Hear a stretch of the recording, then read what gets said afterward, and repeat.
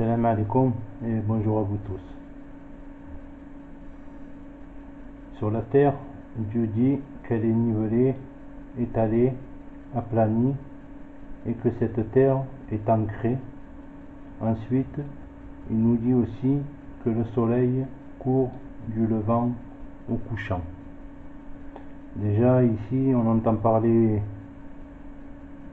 ni de sphère, ni de globe, et on n'entend pas parler non plus d'un soleil immobile.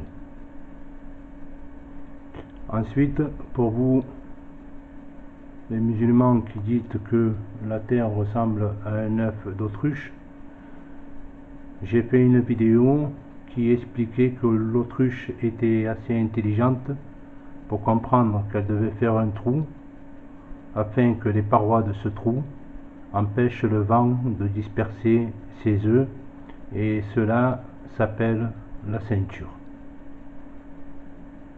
La ceinture, c'est ce qui contourne la terre, c'est-à-dire comme on le voit ici, et c'est ce qui retient les eaux. Ensuite, il y a parmi une des 28 questions posées au prophète sur le soleil. Sur le soleil, le prophète Mohammed dit: Dieu a créé pour le soleil un char et il a donné à ce char 360 anses, et il lui a préposé 360 anges, afin que chacun d'eux fût attaché à une de ces anses. Ce que nous venons de dire du soleil s'applique également à la lune. Dieu a créé pour ces deux astres des orients et des occidents dans le sein de la terre, et il a créé de chaque côté, à l'orient et à l'occident, des fontaines qui sortent d'un endroit plein de vases noirs. 180 de ces fontaines sont à l'orient et 180 à l'occident.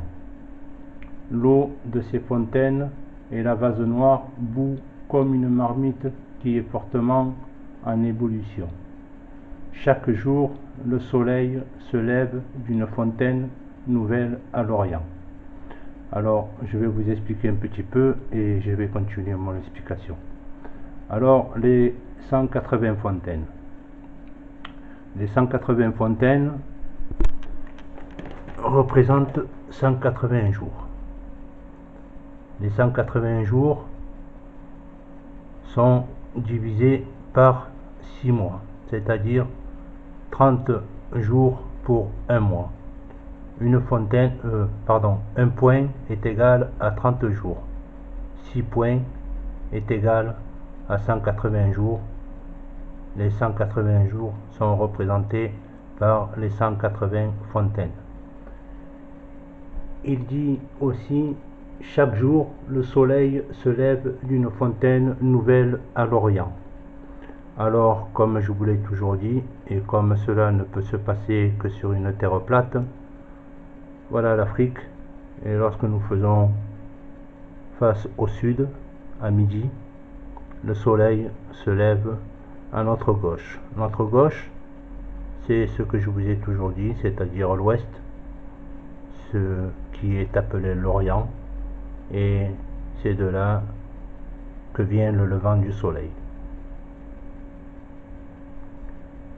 À l'Occident, vers le couchant, c'est-à-dire l'Est, nous avons aussi, comme Dieu le dit, les 180 fontaines, c'est-à-dire les 6 mois. 6 fois 30, 180. Voilà pour le début de mon explication. Il, c'est-à-dire toujours le soleil, sort 2 fois de la même fontaine dans l'espace d'une année. Chaque jour, il passe à une autre fontaine, et quand il se couche, il fait la même chose à l'Occident, jusqu'à ce qu'il ait parcouru toutes ces fontaines de l'Orient et de l'Occident. Il recommence 2 fois chaque année, et toutes les fois qu'il recommence. Cela aussi, je vous l'avais expliqué sur ma vidéo. Alors, je vais vous le réexpliquer ici. Nous avons la première fontaine, c'est-à-dire du côté de l'ouest. La première fontaine représente le jour du solstice d'été. Ensuite, lorsque le soleil se lève, il monte au-dessus de nos têtes, fait un arc et plonge dans la fontaine du couchant. Le deuxième jour, il repasse, c'est-à-dire il réapparaît de l'ouest, continue à faire son même parcours et plonge dans la deuxième fontaine, c'est-à-dire du côté du couchant. À chaque fois, c'est-à-dire en partant du 21 juin, le solstice d'été, à chaque fois que le soleil, c'est-à-dire le deuxième jour est là pour commencer à annoncer les jours qui rétrécissent et les nuits qui se rallongent durant les déclinaisons du soleil, c'est-à-dire quand le soleil s'éloigne de plus en plus du nord. Et tout en s'éloignant de plus en plus du nord, bien sûr, il fera beaucoup plus froid dans le nord. Je continue. Donc, comme je disais, il se lève le premier jour, le solstice d'été, premier tour, deuxième tour, jusqu'au 90e tour. 90e tour, il arrive, c'est-à-dire aux équinoxes, pour annoncer l'automne, et tout en perdant dans ces déclinaisons les minutes, les jours ont rétréci et les nuits se sont rallongées. Voilà le soleil qui était à l'horizontale, c'est-à-dire sur l'équateur. Le voilà que pendant ces déclinaisons, il nous annonce l'automne. Le soleil continue son parcours, il tourne, il tourne, il tourne. Arrivé 90 jours plus tard, 90e fontaine plus tard, c'est-à-dire la 180e en tout, il arrive au solstice d'hiver, c'est-à-dire ici. Et bien sûr, pendant son parcours, les jours ont rétréci et les nuits ont gagné en minutes. Ensuite, le soleil continue son parcours, comme je disais, comme tout pèlerin, il refait son chemin en marche arrière.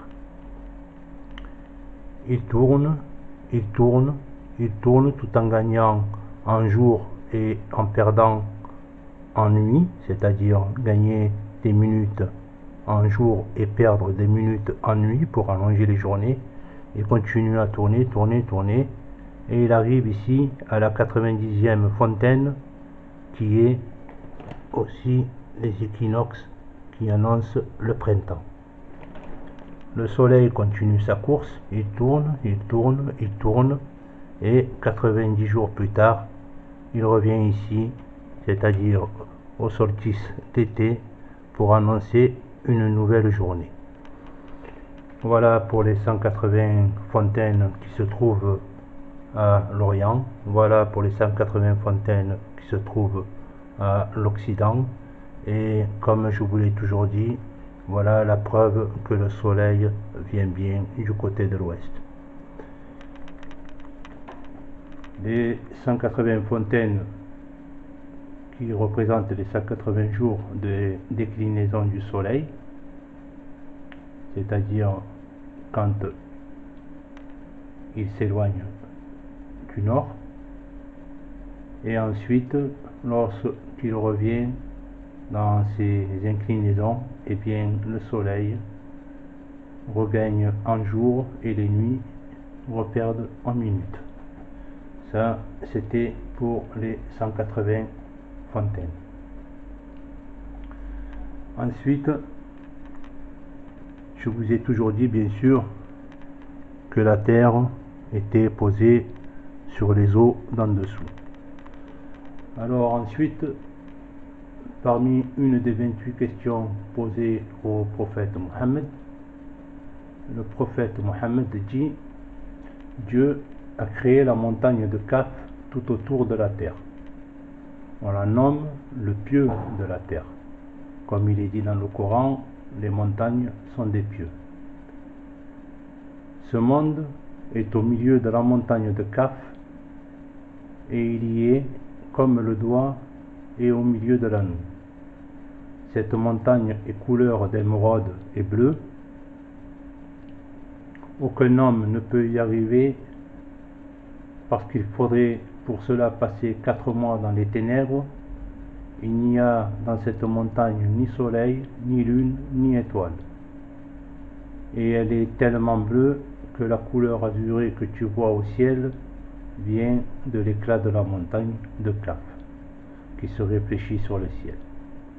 Et il paraît de cette couleur, toutes les montagnes que tu vois dans le monde tiennent à la montagne de Kaf. Sache que si la montagne de Kaf n'existait point, toute la terre tremblerait sans cesse et les créatures ne pourraient point vivre sur elle. Alors, la montagne de Kaf. La montagne de Kaf, pour moi, elle se trouve en dessous les eaux. Voilà mon explication, d'après les Écritures, sur la montagne de Kaf. La montagne de Kaf, qui est appelée le pilier de la terre, se trouve ancrée en dessous les eaux et entourée par les eaux d'en dessous, et que ce sommet de la montagne de Kaf est une énorme caldéira circulaire, c'est-à-dire un énorme cratère qui est comme une bague qui entoure ce monde. Et au milieu de ce cratère de la montagne de Kaf se trouvent toutes les montagnes que l'on voit. Et que ce cratère est comme le contour du nid d'autruche qui est appelé aussi la ceinture.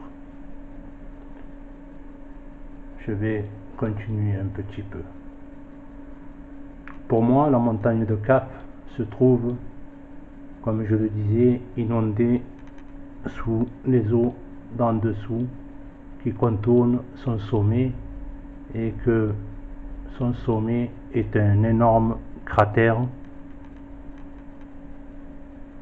circulaire qui est comme une bague autour du doigt.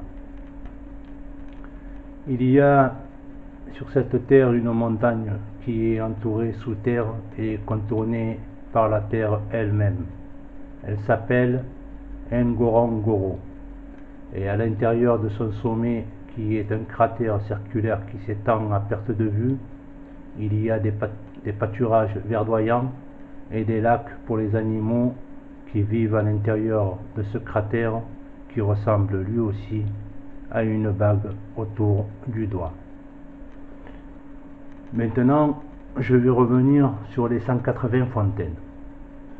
Sur les 180 fontaines, le prophète de Dieu Mohammed dit que Dieu a créé de chaque côté, à l'Orient et à l'Occident, des fontaines qui sortent d'un endroit plein de vases, et que cela s'applique également à la Lune. Donc, alors maintenant, je sais que je vais passer pour fou, mais qui c'est qui n'est pas passé pour fou? Ce n'est pas grave, je vais dire tout de même ce que je comprends là-dedans. 180 fontaines représentent 180 jours pour les 6 mois de déclinaison, c'est-à-dire ici. Et ensuite, les 180 fontaines dont le parcours refait courir, le soleil reparcourt, ça fait 360 jours. Et pour la Lune, cela est idem, puisque il y a les mêmes orients pour la lune et le soleil, donc ce qui veut dire aussi le même nombre. La lune fait son parcours en 360 jours. Voilà ma déduction. Et si 180 fontaines plus 180 fontaines ne font pas 360, alors expliquez-moi ce que je n'ai pas compris. Il y a une vidéo à moi qui s'appelle Terre plate 2020-2021 et vous verrez cela, c'est expliqué autrement, mais le résultat et la conclusion est tout à fait la même que ce que je viens de vous donner. Je vous dis à vous tous au revoir et peut-être à la prochaine. Et pour vous qui dites que la Terre est un globe ou un œuf, alors dites-moi, que faites-vous de tout ce qui est dit concernant le nid d'autruche, concernant la Terre qui est nivelée, concernant ce soleil qui court? Je ne sais pas ce que vous faites de cela, mais je pense que vous devez être au courant que les Écritures, nous ne sommes pas là pour les changer. Et si j'ai fait une erreur dans les Écritures, alors corrigez-moi là-dessus et je l'accepterai volontiers. Bonne fin de journée à vous tous et au revoir.